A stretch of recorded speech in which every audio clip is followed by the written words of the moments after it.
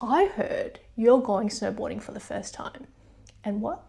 You don't really know what to bring? Oh, you're not sure if you're going to commit yet. Well, just you wait, because that is going to change. I'm going to share some of the best tips to keep you warm and dry. If you're on a budget, this is perfect for you because there are so many things that you don't need to buy yet. And we will go through advice about clothing items that you might want to think about purchasing, something that you can use over time. You won't regret this. Make sure you leave any comments or tips so that other people can learn from you, or anything that I've missed, or any other tips that you follow that will help other people join us and help you stay committed to this awesome sport that you're about to discover. So let's open up this bag of just quite a fair bit of random things that I have accumulated. Plastic, don't need. Oh, these aren't mine, these are Nancy's. Oh, nothing else is in here that belongs to me. Okay, so let's talk outerwear. If you are not able to borrow from someone, you'll definitely have to hire them. You need something waterproof on the outside for both pants and also top. If you can borrow from someone, then that's fantastic. Even if it's bigger than kind of what you would normally wear, that is perfectly fine. Baggy is totally in right now, so I prefer baggy jackets because I just have more room to move inside and I can layer on clothes inside without having to worry about whether it will feel too tight and restrictive. If you already have like hiking gear, you can just use a shell jacket, which is a jacket that doesn't have any insulation or cushioning inside. Essentially, that's like a waterproof layer for the outside of your body and it protects you from the snow, but it doesn't really add warmth. So that's where your layers come in to help you warm up. I'll show you the shell. This one's by 686. You could probably see it's really thin. When you try and feel it, there's really not much cushioning in it. When we say cushioning, it's the insulation. So it doesn't have, does it? No, it doesn't. It is Gore-Tex, so it's supposed to keep me warm. There are different ratings of Gore-Tex. I think this is not a 3-layer one, it's a 2-layer one. But this one has like a thermal vent here. Oh, I thought it had side ones, but it doesn't. No, it doesn't. That's fine. I find that the jackets, snow jackets, they have a powder skirt. So what a powder skirt does is it straps around the inside of the jacket and it's supposed to go around your hips. When it's tight, the snow, you fall, it's unlikely to go into your pants. In Australia, we don't have deep snow like that. And you're falling on ice. The only time you will probably get snow is if this somehow rises up and then your skin's exposed and you can get snow down that way. I don't really use this. I just find it a bit annoying, especially when the jacket is tight. So this one has a little goggle pouch, a few little pockets. Most of them will have like armholes. I don't like them because there's so many things I don't like. Me, the person, they pull on my thumbs. I've strained my thumbs quite a few times before, not from this, and they're a bit sensitive, so I just leave them out. So zipped up for me, this is a baggy fit. This is a men's jacket that I bought. Ta-da!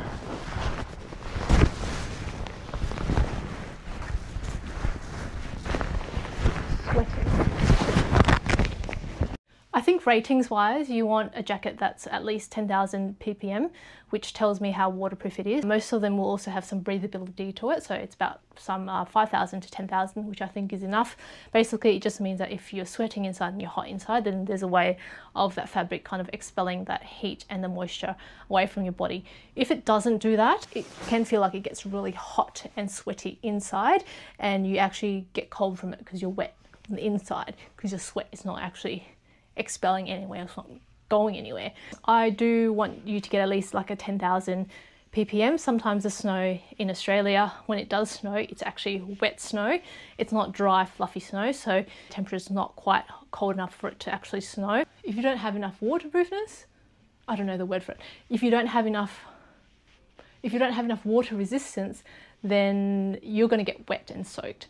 And I still find that even in my jackets that have I think it's a 10,000 ppm rating, that I still get wet after maybe 3 hours, 4 hours at the snow, and then usually I'll call it then. Just be prepared to kind of spend your time indoors as well, or be prepared to have a kind of more relaxing kind of day. So I think have a look at those numbers on whatever jacket you're buying.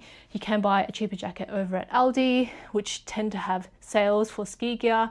I found jackets at Anaconda as well. Rebel Sport and Kathmandu also have good deals when they have sales. You don't need proper ski gear, you can just use a shell jacket. So I've got a North Face one, that's a green one that I took to the snow in New Zealand.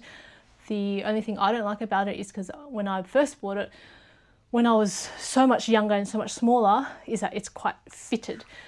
So I could probably just fit a very thin mid-layer as well as a thermal underneath it, and it's quite tight. And so it's not my favourite thing to wear. I do have another shell that I can wear too, and I've worn that to the snow and that's been perfectly fine, as long as you have the right gear underneath that. You have your thermal and you have your mid layer or fleece layer underneath, you will be fine. This is one from BS Rabbit. I love it. It's just so warm, so chill, really baggy. When I wear this as an insulated jacket, I just wear one thermal because I overheat. I don't need a mid layer unless it's super cold. I'd say -5 degrees Celsius. I took this to Japan and Korea, which were great because they were really cold, and I just wore this casually as a jacket too. This one does not have a hood. I rarely put the hood up. I hate it. I hate having the helmet and the hood over it because it just blocks me. I can't hear anything, and I can't even turn my head properly because it's restrictive. Snow gets inside as well, so I don't have much use for the hood, but some others might. It's so hot in this room. I don't know if you can see, but it's quite thick. This tells me that there's insulation in here, so it keeps me warm. The bad thing about this is it does not have any ventilation. It keeps you warm inside, but if you're hot, you literally have to unzip it or let it hang out or just take it off. These are my favourite snowboard pants at the moment. They're from BS Rabbit. They're pretty big on me, but I just roll the pants up like that over me. At the moment I'm preferring like a really baggy kind of look because I can usually wear knee pads underneath. So similar to this, I just roll it over like that. It's easier to move in. There's potential to be able to wear butt pads as well if that's what you want. I just wear knee pads because I've actually hurt my knees. I actually slammed my knees into the rails at the park and that really killed it. So every time I hit the knee, they're very sensitive. They're very sore. With pants, right, I would, if you could go for a higher waterproof rating, I would go for it because you tend to be on your butt a lot more when you're sitting snowboarding, and it does get wet quicker. Especially if you don't wear butt pads or anything like that, usually they kind of wet through. So these Yuki pants that I've had for like about 3-4 years now, they're very started to wear. I don't know if you can see the grey over here, so they're just purely wet when I sit on the snow. I've tried to waterproof it as well, and that hasn't really helped, and I think the threads are starting to kind of wear down there too, and I had a big stack on and fall too, so that might be one of the reasons why it's not feeling waterproof. These are one of my favourites actually. I've got cuts everywhere here. I think I'll wear this when I have a day that's when I'm feeling like I'm gonna have an upright day. Upright, not on my ass. Let's talk bibs. They were in overalls. Bibs, overalls, same. They were in at one point. Like everyone had them and they were just so cool. They're great for not letting snow get in because your waist height is up to here. The bad thing about these ones that I've bought nowadays, like they've got a removable clip that you can actually just undo to actually go to the bathroom. I only wear these in specific weather conditions. Sunny, where I can wear a hoodie or a thermal underneath with maybe a very light long sleeve. I also don't like wearing a waterproof jacket over this because I find if I need to go to the toilet, I have to take the jacket off and then I've got to pull this down and I've got to pull this back up, then put the jacket back on, and that to me is just super annoying and inconvenient. And then the space in the toilet is just so small and you don't want to drop anything into the toilet at the same time. You don't really want to touch anything either. So I'd say the bib is great for dry, warm weather. I'd say anything above 1 to 4 degrees. If it's still 0 degrees forecast and it's sunny, it's going to be a great day to wear this. My partner loves it. I don't know why he loves it. He loves it because snow doesn't go down his pants.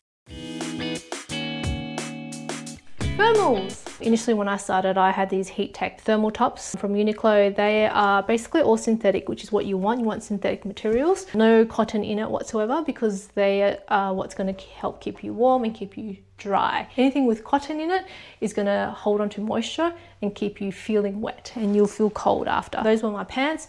This was my top, and I also wore this whenever I traveled overseas, or I just needed an extra layer underneath my clothes. This was prior to me getting onto the merino trend, but I actually love the merinos. I have no regrets about it, and I can't remember the last time I actually wore these heat tech tops.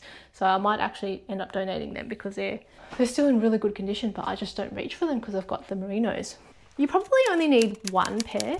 I cannot see the label anymore, but it's from Icebreaker. I think thickness was about, I don't even know, maybe 180. And sometimes I interchange the grey top with this one. It's just a wool top that I have. If you have a top already that is wool, you're happy to wear it, you don't need to go and buy another one. So this is one from Kookeye. It's very thin. It is wool. It has so many holes in it because this was back when I didn't know how to take care of it and it just got eaten. So I've just repaired these holes. I've got holes at the ends of the sleeves, holes in the arms. Here I've repaired. So, and I think there's another one developing on the back. I stay really warm in this. I wear this and then I just wear a cotton like long sleeve shirt over it and I am good to go. And I recently bought these thermal pants. They're 260 merinos. They were on sale. They were probably about $130, which is a big thing to invest in. I would say unless you are highly committed and you're going to go snowboarding frequently to be able to use these, you don't need thermals that are this thick. Prior to actually getting those pants, I was actually just wearing these merino leggings. They were from Target. I think they were about $30. They worked perfectly fine. I only didn't like them because they were a little bit see-through. I'll just reuse it on, I don't know, on a cold day, or I'll wear it at home because they are so breathable. They keep you warm. They're very good material and they last a long time and they don't smell. And why they're so good is you can wear it on days and you don't smell. I wear it hiking, I've worn it to the snow, I've worn it just as an underlayer for my clothes, I've worn them out. I'm in a merino t-shirt at the moment. If I'm going for only a very short trip, I will bring the one pair of wool thermals and I just wear that I can wear up to 3 days as well. You don't actually need to go buy thermals, you can literally just wear your tights, wrong way, sports tights, sports top. They are the perfect material for this because they wick away moisture. So they're also going to keep you warm. And you've got a long sleeve top as long as you have a warm fleece layer or mid layer in between. If in doubt, bring more layers so that you can layer it on during the day if you need to feel a bit too cold, or you can take it off as well if it gets too hot. Okay, we're going to go mid layers. So this is a mid layer. It's a fleece one. Synthetics are best, synthetics or wool. So once again, this one is one from Torpedo. I bought it in New Zealand. It's got a little zip here that I can put my ski pass in. Sometimes when it's hot, I will wear my thermal and then I'll wear a top like this and I can wear overalls over it, or I could just wear pants. I've also worn a jumper too. Any wool top will do. This is wool. I've worn this on the outside as a mid layer as well. And I have this hoodie. This hoodie is thick as, so this is made of cotton. This is from Yuki. When you start off, try not to wear any hoodies or anything that has cotton material in it. If you've been snowboarding for a while, you can wear whatever you want. Really, it doesn't matter. You know what you're doing. You know, sometimes it's just for the fashion. But this is thick, so it keeps me warm. Once again, if it's a rainy day, I will not be wearing this because I'm going to be wet. If it's a sunny day, it's not raining, you can wear whatever you want, really. It's more that you just need waterproof pants and your top can be whatever. So you can wear a t-shirt, you can wear thermal underneath a t-shirt, you can wear this. All about the breathability in the heat. And if you probably didn't know, fleece has different thicknesses too. So this is a Patagonia one. This is really thick. I think this one for me, when I wear it to the snow, it's way too hot. It's too thick for me. So maybe this one, I've worn it so many times that it's kind of thinned out now because I don't remember it being this thin, but this is the perfect temp for me. I also wear this hiking, climbing, anything outdoors. It's multi-purpose, it's not just for the snow. So try and use what you have already or buy things that you're going to use for multiple purposes, not just for the one thing. We're only, 3 months if we're lucky with snow, and then the rest of the year, your clothes are just kind of in storage.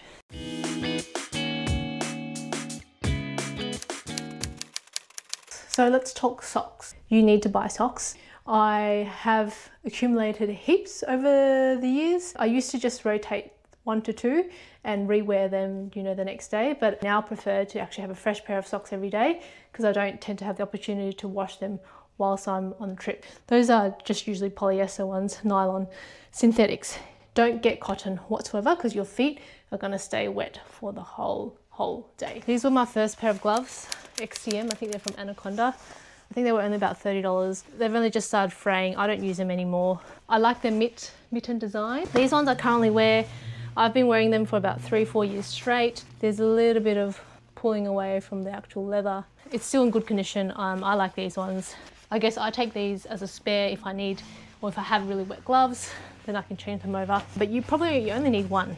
These ones have ventilation that I can open up, and sometimes I actually even put my ski pass in there too. Gloves versus mittens. I prefer mittens. I've had both. I think they just keep my hands warmer. Even though you don't have as much dexterity, all you need to do is to be able to bend your fingers in it and put on the straps of your snowboard. Or I just take it out, do that, and then put it back into the glove. The downside of having the gloves is that when it's wet and it starts to freeze, the fingers get more frozen than the mittens. So when they're frozen, they're very hard to move and they're really cold.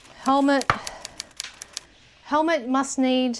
I say everyone needs them. I've hit my head a few times, especially when I started off, when someone said I didn't need them, and I did. Usually you need to hire the helmet. The goggles you might have to buy, or you can borrow off someone. You can get some reasonably priced ones from Kathmandu, Anaconda and Aldi as well. Or you can go on Facebook Marketplace and get them secondhand too. If you're going for a beanie under the helmet, make sure it is thin. Make sure it doesn't have a pom-pom because it's going to stick up and stick into the helmet. I haven't needed to wear a beanie under the helmet. I've taken the fleece out of the helmet because they press on my ears too much and then they get really sore after maybe a couple hours. They had ear covers and then like a fleece around there, and I've taken that off. So basically it's like a shell, and then when I have my neck jock on, it covers my ears enough to protect it from the wind anyway. So balaclavas and neck jocks. This is a balaclava. You can cover it up to your nose, space for your goggles. It's good, keeps your head warm up here. And this is kind of like a neck jock, thin one. I have it up here because when I put the helmet on, it tends to fall down. So I have it right up there, and it keeps the lower part staying up here so that it doesn't kind of fall. So if I had it like low like this, it doesn't stay up. Now I have to hold it up here, and it doesn't stay up over my ears. Definitely a must for the snow. You can have either the thin one or a thicker fleece one. The fleece one is good to have loosely around to protect against the wind. For our seasons that we've had, I've been using this one more. I've only used the neck on when it's either super windy or overseas when it's super cold and windy.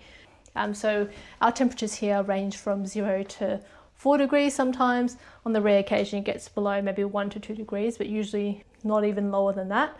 And I think a thinner one is enough for you. Yeah, you'll definitely need to buy your own for this one. I used to have the Anon ones that used to clip up into the mask, clips on. They were really cool, but I still found that they fogged up my goggles, and I lost them in New Zealand one time. And yeah, the Anon ones, they had a filtering hole. After a while, because you're breathing in and out of it, it actually gets quite moist and wet, and you haven't had it on. When you go to pull it back up, it's all frozen over, and so you can't even breathe through it because it's wet and frozen. So that was a bit scary at one point. I'm like, oh my God, I can't breathe. So I had to bring it back down. But some people really like it, so each to their own. Here are my goggles. The same ones I've had for years. They clip off, which is cool, and I can change them into my cloudy goggles. Should be a snug fit. I've got the Asian fit because Asian fit I think has a shorter nose, so that it fits a bit more snugly around our nose so that it's not so gapey. And only recently I managed to actually snag one of these kind of protective covers that's hard at the front, soft in the back, that I can put my goggles in. I bought this in Japan because I didn't want the full-on goggle bag. If you're traveling or if you're going on mountain, you put the spare lens in and it will be protected, and it's like thin enough for you to be able to compress it and just put it into your jacket. Like, it's just this thick, so it's really helpful. Snowboarding boots, you will probably need to hire these out. Unless you have a friend that has the exact same size feet as you, you need your feet to fit really snugly in the boot. So these aren't like normal shoes that you wear where you kind of want to be a bit looser. It needs to be almost like a perfect fit. They can't be too small where your feet are cramped like that, because you're not going to be able to lift your ankles up or lift your toes up, And if they're way too big, you're not going to be able to learn properly. You're going to have less control over the board. Snowboard is based on your weight as well, so hopefully your friend has a similar weight as you. If not, you can just go and hire them. Oh, I bought this recently. Let me show you. It's a cover for the snowboard. We wanted to cover it to put it inside the snowboard bag, but just to put a protective sleeve on it. But for day-to-day kind of things, if you're just going to the snow, I don't think you actually need this. If you've got room in the back, I just chuck it in there. They're pretty durable. If you really want to protect the edges, then yeah, maybe a neoprene sleeve is good. You can just get those little sock-looking ones as well that just go around the cover, but you really don't need a big bag like this. Only if you're going overseas, you need a snowboard bag to put all your gear in.